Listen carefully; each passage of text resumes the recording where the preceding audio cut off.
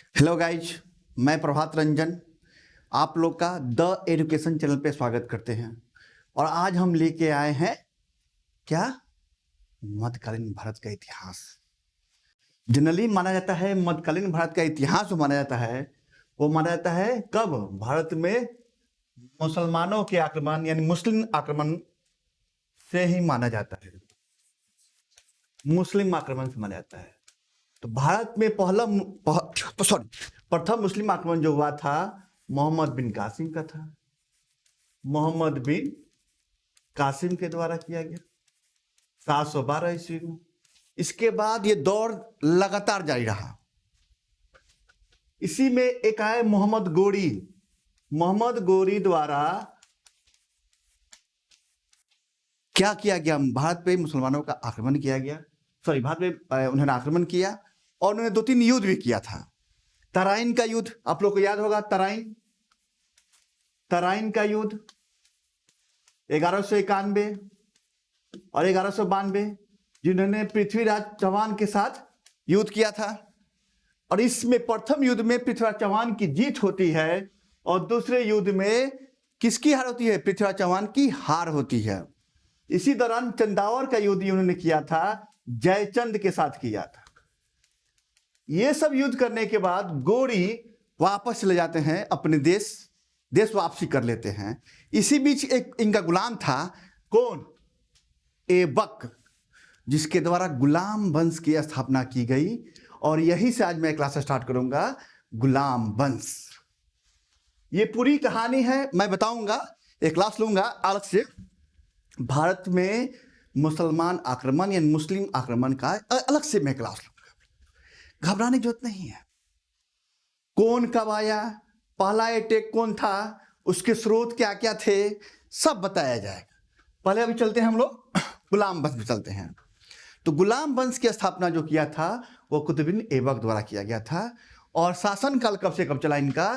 तो 1206 से लेके कितना से 1206 से लेके 1290 तक इनका क्या शासन का रहा, गुलाम वंश का।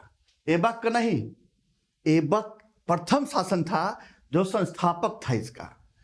उसी के बारे में बात कर रहे हैं। गुलाम वंश का पूरा शासनकाल जो चला 84 ईयर्स। ये प्रश्न बन चुका है, कितने वर्ष तक गुलाम वंश गद्दी पे बैठे थे? तो 84 वर्षों तक गुलाम वंश गद्दी पे बैठे थे। चलिए आगे हम चर्चा करते हैं।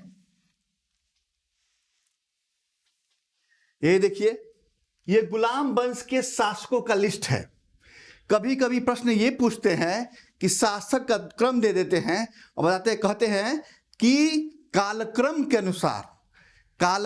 अनुसार इनको व्यवस्थित कर दीजिए। तो हम शासकों का नाम बता देते हैं ताकि कभी आए प्रश्न, और आते ही हैं तो कालक्रम के अनुसार उसको सजा दीजिएगा आप लोग। पहला था ऐबक जो संस्थापक भी था और जो मोहम्मद गोरी का गुलाम था और इसी के द्वारा गुलाम वंश की स्थापना की गई थी। दूसरा 1206 से लेके 10 तक। दूसरा शासक था आराम शाह, बहुत छोटे समय काल के लिए था, कुछ ही मंथ के लिए था, 1210 ईस्वी में आया। फिर उसका आया इल्तुतमिश, जो इतिहास में कहा, मध्यकालीन इतिहास में इनका नाम आता है, ठीक है, इल्तुतमिश का। तो 1210 से लेके 36 तक शासन काल रहा। इसका नाम है शमसुद्दीन इल्तुतमिश नाम था इनका। फिर आते हैं रजिया सुल्तान, प्रथम महिला मुस्लिम शासिका कौन थी? एक बार नहीं अनेकों बार प्रश्न पूछा है। वो प्रश्न रजिया सुल्तान के संदर्भ में है। वो 1236 से 40 तक रही। बहराम शाह जो है 40 से 42 तक शासन किए। उसके बाद आते हैं अलाउद्दीन मसूद शाह जो थे वो 1242 से लेके 46 तक शासन किए हैं। फिर नसरुद्दीन महमूद ये 46 लेके 66 तक शासन किए हैं ये। फिर आता है बलबन, जिसने रक्त और लौह की नीति अपनाई थी। उसी बलबन की मैं बात कर रहा हूं। वो बलबन 1266 से लेके 87 तक। उसके बाद 2 छोटे छोटे शासक हुए और इसके बाद एक नए वंश की स्थापना हो जाती है, वह खिलजी वंश की स्थापना हो जाती है। कैकुबाद और कैमुअर्स 87 से 90 तक कैकुबाद, और कैमुअर्स जो था 1290 ईस्वी में शासन किया, और इसी के बाद किसकी, खिलजी वंश की स्थापना हो जाती है। ठीक है, मगर इस वंश के बारे में बात बताएंगे आप लोगों को। पहले हम लोग चर्चा करते हैं गुलाम वंश के बारे में चर्चा करते हैं। पहला शासक कौन था? ऐबक था। तो इस संस्थापक भी था, क्योंकि गोरी के द्वारा जब गोरी देश वापसी किया तो उनके द्वारा कुछ क्षेत्र अपने गुलाम को दे दिया गया, ताकि क्या करे, क्षेत्र पे शासन करे। और ऐसा नहीं था कि सिर्फ इन्हीं को मिला था, कुछ और दास थे जैसे अल्दूज और कुबाचा, उनको भी कुछ क्षेत्र दिया था। मगर गोरी के बाद ऐबक एक ऐसा शासक सिद्ध हुआ, दास था और शासक सिद्ध हुआ, जिसे अपना साम्राज्य विस्तार किया और भारत में क्या, दिल्ली सल्तनत में पहला वंश गुलाम वंश की स्थापना कर डाला। चलिए आगे देखते हैं। संस्थापक भी था ये। इसका राज्याभिषेक जो हुआ था वो 1206 ईस्वी में हुआ था। कहां? लाहौर में हुआ था। कहां? लाहौर में हुआ था। इसलिए इसने अपनी राजधानी लाहौर बनाई। तो आप कहेंगे सर अभी राजधानी दिल्ली है। ऐसा नहीं है, राजधानियां चेंज होती रही लगातार। कभी लाहौर जाएगा, इसका कलकत्ता भी राजधानी मिलेगी। फिर 1912 ईस्वी में 11 कहीं 11 आता है, कहीं 12 आता है, तो राजधानी दिल्ली आ जाए। देखिए इसके बारे में क्या कहा कि बचपन में ही से निसापुर ईरान में पड़ता है, ईरान के काजी अब्दुल अजीज कोकी को बेच दिया गया था इसे बचपन में ही ईरान में। और काजी के मृत्यु के बाद उसके पुत्रों ने इसे गजनी में, जो गजनी का शासक था गोरी, गजनी में गोरी के द्वारा बेच दिया गया। मगर गोरी एक ऐसा शासक था जो देखा इस गुलाम में कि एक योग्य है, और अपने साथ इसको सेनापति के रूप में रखने लगा था। इसके बाद देखिए इसने क्या क्या काम किया। समय कम था, 1206 से 10 तक शासन किया, मगर बहुत से अच्छे काम किए, जिनके चलते इनको इतिहास में याद किया जाता है। पहले तो इनकी उपाधियां क्या क्या थी, पूछा जाता प्रश्न उपाधियों के बारे में। इनको पीर बख्श भी कहा जाता है उपाधि के रूप में। ला बख्श, एक बार नहीं अनेकों बार। लाखवा, ला बख्श, लाख बख्श भी कहीं कहीं मिलता है। ला बख्श की उपाधि दी गई थी। हातिम की उपाधि दी गई थी, हातिम द्वितीय की उपाधि दी गई थी। और कुरान वाचने के चलते इन्हें कुरान खवा की उपाधि भी दी गई थी। और मलिक, कहीं कहीं मलिक मिलेगा, कहीं मालिक मिलेगा। मलिक से पहलसार की उपाधि भी दी गई थी, किसको? गुलाम वंश के संस्थापक ऐबक को। ये सब प्रश्न बने हैं उपाधियों पे। पीसीएस में तो अक्सर प्रश्न बनते हैं। चलिए जब शासन सत्ता पे बैठ गया 6 ईस्वी में, तो भाई अब गोरी की वापसी हो गई और शासक बन गया, तो दासता से मुक्ति भी चाहिए ना। तो 1208 ईस्वी में इसने दासता से मुक्ति भी पा ली। कब? 8 ईस्वी में दासता से मुक्ति भी पा गई। मगर समय ऐसा विविध चला कि ये ज्यादा समय तक शासन नहीं कर पाया। और 1210 ईस्वी में चौगा, प्लेइंग पोलो जानते हैं खेल, मणिपुर पोलो का जो उद्गम हुआ है भारत में हुआ है, और कहा जाता है कि मणिपुर में उद्गम हुआ है। तो पोलो खेलते समय, यानी लिखा हुआ होगा एग्जाम में, चौगा खेलते समय, घोड़े से चौगा खेलते समय गिरने से इनकी मृत्यु हो गई। कब? 1210 ईस्वी में। वाइल प्लेइंग पोलो खेल। सोचिए, पोलो आज इतना स्मार्ट खेल है, बहुत ही कॉस्टली खेल है ये आज डेट में। बड़े बड़े रईस जातों का खेल है ये। और ये शासक कब? 1210 ईस्वी में खेला। और मगर इसने एक ऐसा काम किया जिसके लिए इतिहास में जाना जाता है। और दिल्ली में एक कुतुब मीनार है, इसका कुतुब मीनार की स्थापना इसने करवाया था। तो कुतुबुद्दीन ऐबक ने अपने गुरु सूफी संत ख्वाजा कुतुबुद्दीन बख्तियार काकी के नाम पे कुतुब मीनार का स्थापना करवाया। संयोग से ऐसा हुआ कि ये जब कुतुब मीनार निर्माण हो रहा था तभी इनकी मृत्यु हो गई, और इसको पूरा करवाया कौन? इन्हीं का दास हुआ इल्तुतमिश, जो अगला शासक बनेगा। कौन? इल्तुतमिश, जो अगला शासक बनेगा। चलिए आगे देखते हैं। अब आते हैं वही इल्तुतमिश जो था, अगला शासक जो था, ये कंप्लीट करवाया किसको? कुतुब मीनार को। और जब एक बार आंधी के दौरान गिर गया तो फिरोज शाह तुगलक FST द्वारा भी इसकी मरम्मत कराई गई और एक मंजिल और बनवा दिया गया इसमें। इसी सॉरी इसी के दौरान देखते हैं कि बख्तियार खिलजी जो है, जब बिहार का इतिहास पढ़ेंगे, आप बिहार का इतिहास पढ़ रहे होंगे, तो बख्तियार खिलजी का आक्रमण होता है।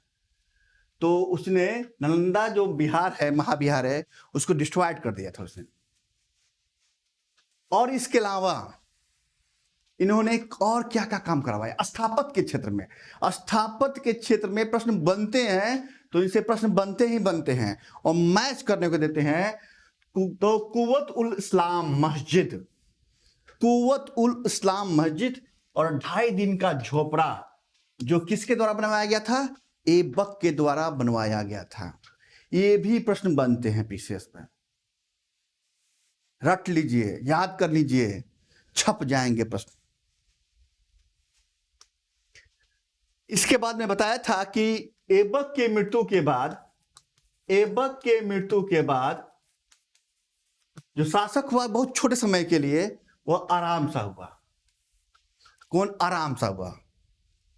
और ऐबक का जो गुलाम था इल्तुतमिश, इसे जूद की लड़ाई में पूछा गया प्रश्न है, जूद की लड़ाई किसके साथ हुई थी? जूद की लड़ाई, जूद की लड़ाई में इनको हराया आराम शाह को, और दिल्ली का शासक बन बैठा। यानी राजधानी जब दिल्ली आ जाए तो दिल्ली का शासक बन बैठेगा।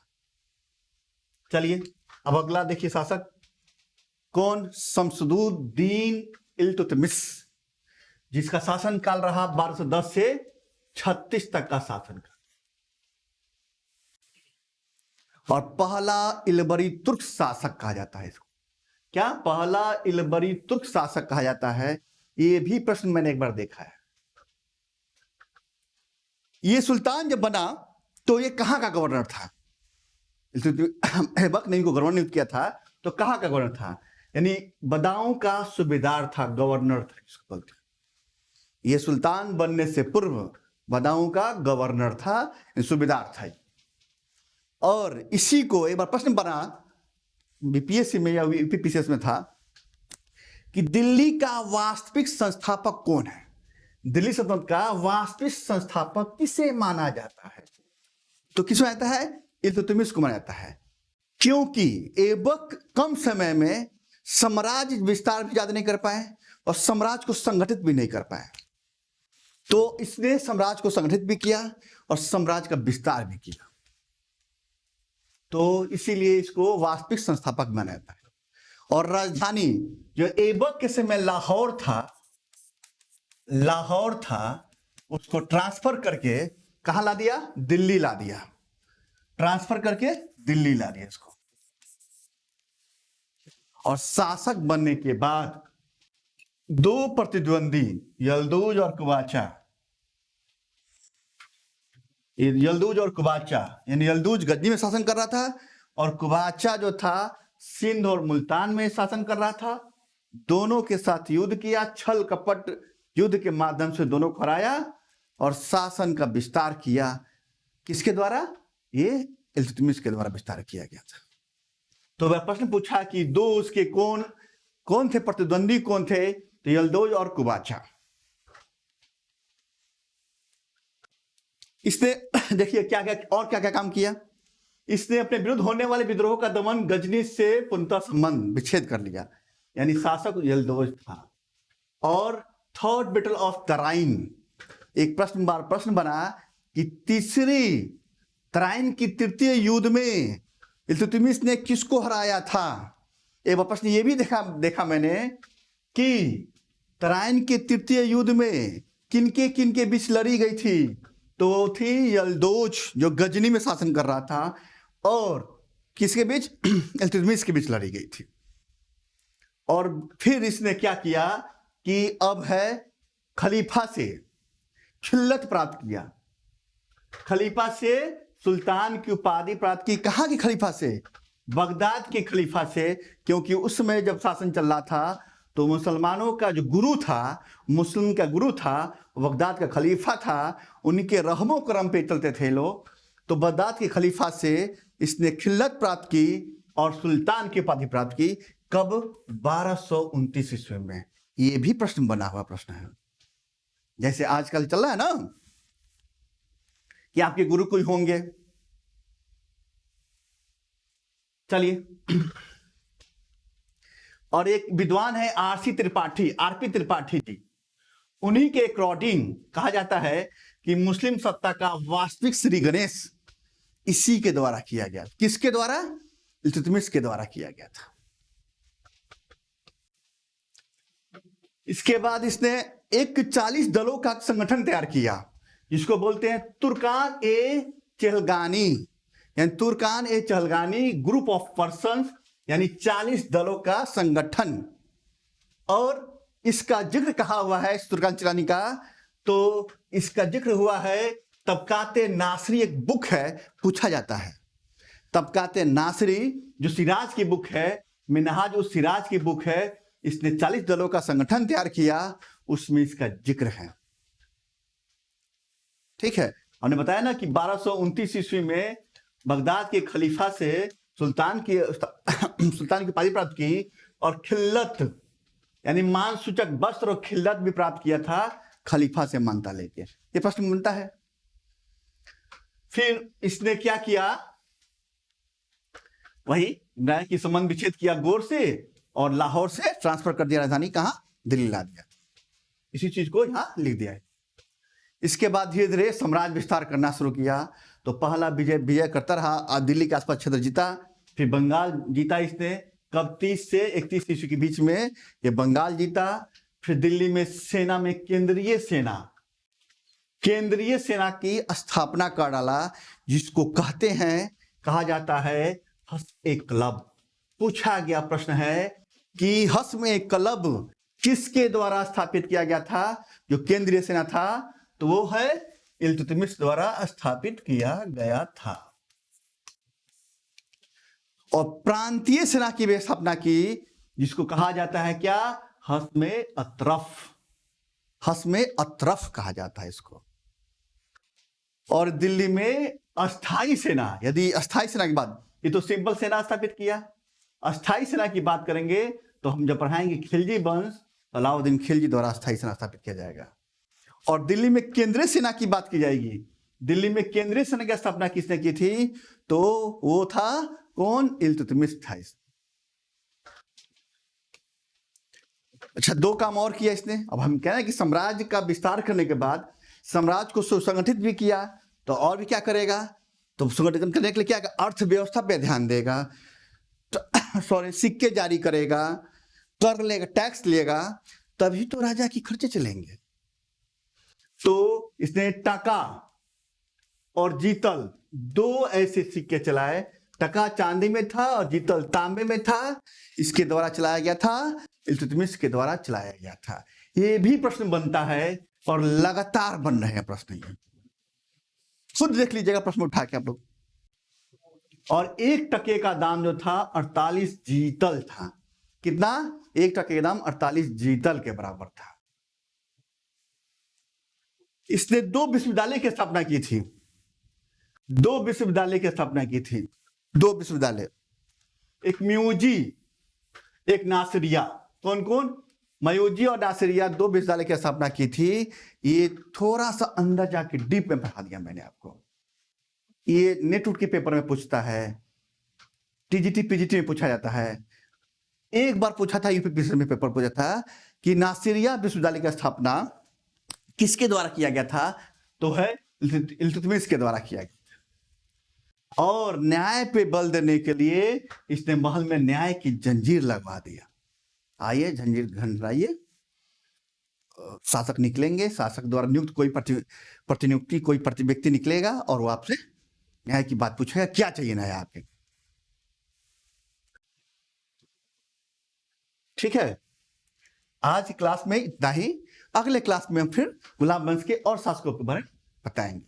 इसके साथ ही एक बात और कि मेरी संस्था द्वारा द एजुकेशन द्वारा 17 अप्रैल से बीपीएससी का बैच लॉन्च किया जा रहा है। टारगेट बीपीएससी बैच 17वीं बीपीएससी, जिसका पेपर होना है सितंबर में, वो लॉन्च किया जा रहा है। 30 सितंबर को पेपर और 17 अप्रैल से लॉन्च किया जा रहा है। और जब भी इसकी क्यूरी होगी तो आप संस्था में आके और मिल के और जो भी होंगे इंक्वायरी ऑफिस पे पूछ सकते हैं क्या क्या क्या। ठीक है, चलिए इस साथ ही जय हिंद, जय भारत।